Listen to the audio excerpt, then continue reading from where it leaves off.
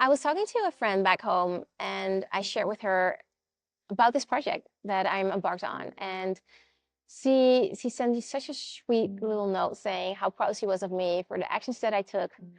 And I felt that love and her being proud. And she actually was in the zone of more surrendering because, she just gave birth to her son, her second child. And she feels like she wants to do so much. And at the same time, she is not motivated. So she was a little bit in this, mojo of, I don't know, like I have to surrender to it, but it's hard, it's not always easy. And and that's what I said. It's like actually that is the hardest part. It's like me taking action is the easiest part. It's something that I had to wait for many, many years. This whole journey of surrendering started decades ago, and then particularly like 10 years ago when I resigned with my corporate job. I was turning 30 and I was like it's time for something new because no matter the success, and I was really a top performer at the company I worked for. It was a tech company.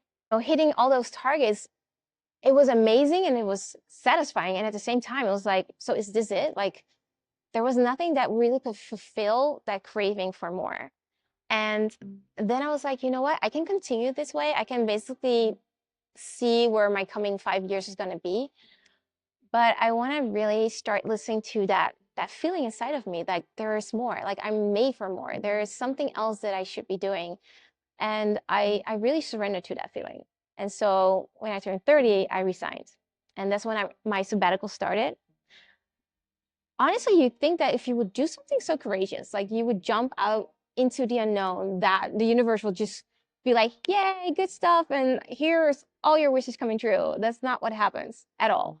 The first months were amazing because it was summer, but right after, it was really hard to find my mojo. Like I'm so used to working. I always worked, even as a student when I was still at university, because I knew that, having that real life experience is just as important as that paper.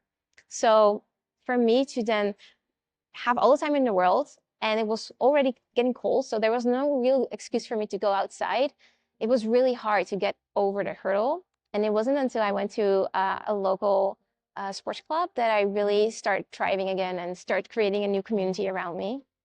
So um, it was actually then that my eyes opened because I noticed how many people were in the city during daytime, like time that I was already in the office, and they were just chilling or having a coffee, doing some shopping. And I'm like, what are these people doing? Like, and mind you, this is 10 years ago. So it wasn't really the time where people would work remote, right? So it wasn't a real thing back then.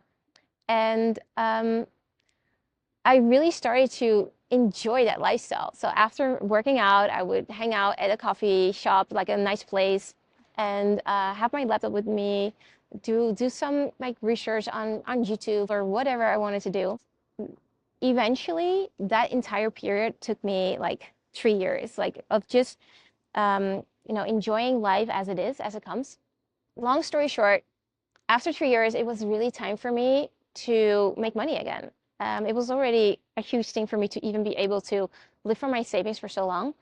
Um, and the reason also being that, I changed my lifestyle, obviously, because instead of just going out for dinners, I would have more meals at home. I would invite my friends over, and we just made it work with little things. And I love that too. I love that I was flexible to embrace every season.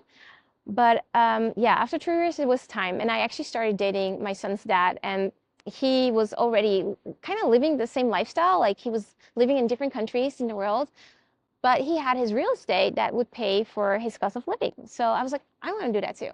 And I ended up renting out my space because I bought that house in my 20s. I rented it out. I moved with him to Amsterdam, and we started our family.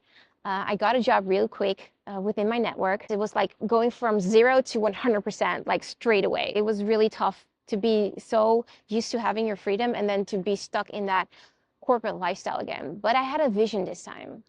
And my vision was that with all the money that I make, I could save and then buy a house for the rental market. And within 2 years, I accomplished that. So I was able to buy a huge mansion. It was a little bit older. It was huge. It was like 300 square meters, but huge. It was huge. And so we started this project together. But as we started the project together, my ex and I, it just didn't work out. And so in the middle of renovations and everything, we separated. The house was mine. I bought it. So I was the one that had to continue the entire, construction. Also had to pay for all the renovations. Had a little one. My son was almost 2 back then. And I got the news that the company that I was working for would not they basically said your role is no longer needed because they didn't want to invest in Europe anymore. So long story short, from everything and building everything fall into nothingness. And it was a real interesting period of my life where I was like, okay, so now what? You know? And I started to become an entrepreneur. I started to do what I actually always wanted to do, and that was just to guide people, to help people. And as I was doing that, I was, juggling motherhood and the renovation, all of that together. And once the house was done, I thought I was just going to rent it out, and I created 3 beautiful apartments. Downstairs is where I live with my little guy, and then on the 2 other floors, it was perfect for rental. It was fully furnished, so it was perfect for expats. And all they needed to do was just bring their luggage and they could live there. Although that's not quite what happened. I had a lot of pushback from the city. There was just a lot of things thrown at on my path, and I could not rent out the house. And then it had to fulfill more regulations. I had to do expensive sound checks, and they didn't want to give me the approval for cars to park in front of the house, only for 1 floor basically. So long story short, like for almost 2 years, I wasn't able to put the house on the market. And I was there with my little son, with my baby boy, living in this huge mansion. From the outside in, you would think, oh my God, this woman has everything. And from the inside out, I was completely devastated because everything that I thought I built up was nothing. And eventually, it was a moment in time where I finally got an approval. And this is like 2 years in, the battle, that I finally got an approval. Like, okay, Ash, we will approve it, but only if you do this, this, this, this, this. And that would take more time, more effort. It would cost a lot more. And I was already like, I can't keep up with paying all of that stuff, like the mortgage, our life, everything. It was just adding up so much.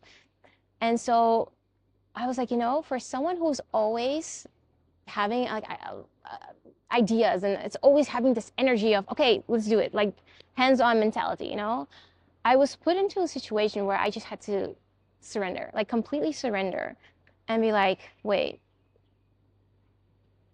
this is not going to work out. Like, I don't even have the energy anymore to fight for this. I don't have the energy anymore to find a solution, And I remember it so clearly. I was in my bedroom and I asked myself 2 questions. And those 2 questions changed my life completely. And the first one was, why did you start in the first place? And the reason I started is because I wanted a lifestyle that was filled with freedom and the abundance. Because in my sabbatical, I found out that freedom was my most important value. And without abundance, you cannot truly, live in that freedom, because someday you will have to work, so it's not sustainable. And then the second question was, can you have it now? And then I was like, yeah, I can have it now, but that would mean selling the house. It would mean burning all the ships and all that hard work, because even before the renovation and all that stuff, it was also, and the whole, back and forth with the city and regulations. It was me going to the office again for 2 years and, building that as well. Like, it was a long journey to get there. 4 years or something. So it's like, then everything would have been wasted. And then I was like, well, what if I do it? And I just felt this huge, like, my nervous system was just releasing. And I was like, wow. But that would mean that I would leave for good, because I could not imagine going back to my other house and just start over again. I'm like, no, then if I do this, then I have to completely start over. And that's when I decided, okay, I'm gonna sell the house, because that house, it was $1 million house. would bring in enough for me to at least have a great lifestyle and, build something new. And, it was also right after the pandemic. So you need to understand that when you've been locked down for so long, you also start to reappreciate life and your freedom in itself and how important it is. And I wanted my son to have a different life. I wanted him to be outside and to be able to do stuff. And in Holland, like honestly, even though we have seasons, most of the time is really not so amazing weather. And I don't know, I'm just really made for the sunshine. And I made the decision, okay, but if I'm gonna sell everything, and I mean everything, like everything in the house, and everything around it, the car, everything. If I'm gonna sell it, then I'm gonna jump for good. Then I'm just gonna go somewhere else and start over. And talking about surrendering, that made me have to face another huge thing, and that's family. Like another big value of mine is family. So yeah, if you do something like that, it has huge consequences. And I must admit that I was so heartbroken in that whole process that took years that I was like, you know what? I right now have to choose me. I have to choose what is best for me. And I am happy to say that I have no regrets of making that jump.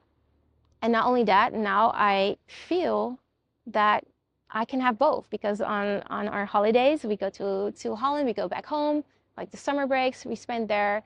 And I feel that our time together is just more intentional because, you really get to appreciate the time that you get to spend together. Another important part of this story is that for me to go through all these, letting go of your identities and letting go of how you feel money. Like if I was really led by money like I used to because I thought that was the most important thing, right? Well, you just have to make a living, blah, blah, blah. I never really knew what I wanted to do as a kid. I just knew I had this urge of a mission. But at school, you had to pick something. And I was like, okay, let's just do marketing because marketing is something I can always find a job there. And I didn't just do marketing. It was also economics and anything in that scene felt more appealing than, doing art class or something. And I'm happy I did that because I am also really a businesswoman. But it was just never that real true passion. So for me to really let go of so many things that I once thought was my identity, how we're raised in society and how people say that, this is kind of how your life should go and this is what's the norm. To let go of that was the biggest surrendering part. And then the jump to go to Mexico was, even though it was crazy, it wasn't even that crazy anymore, because it went with phases, let's put it that way. Looking back, it all has led me to this. And I feel that this has really been crucial to my entire journey to truly let that spirit, like my spirit, be free, who she is, who she wants to be, to really understand who I am and to really give space for that. So going back to what my friend said, that he's so proud of me for, the action that I'm taking right now, birthing this vision that I've always had and was never really quite the time to do it because I wasn't ready. Something in me wasn't ready yet. The biggest compliment actually is the surrendering part of letting go, letting go, letting go, shedding, doing all that shadow work, having so much stuff that you've built up and just gone, and even doing it intentionally in certain parts to really break free and to die with an open heart every time. Because honestly, my biggest fear was always to leave family or to lose family. So to do that, it took a lot. But I had to do it. I just had to do it to feel that ultimate freedom and to really truly be and express who I truly am. Because I was looking for that. I was like, who is that girl without the titles, without the status, without anything? And she wanted to get out. And I gave her a voice. And it took decades. And it took so many detours and heartbreaks. But now at the other side, I can say, wow, it's been worth it. And I'm very proud that I did it. And yeah, It's been a journey. And part of this series is just sharing the journey and sharing stories that are happening now and happening in the future. There's so many stories to tell. But if there's anything that I want to share is to really give that hope and encouragement that when you are facing your own trials or your own crossroads, and we have a deep desire, like to follow that heart is exactly what I would suggest to do. Thank you for watching. Please like and subscribe and spread the love.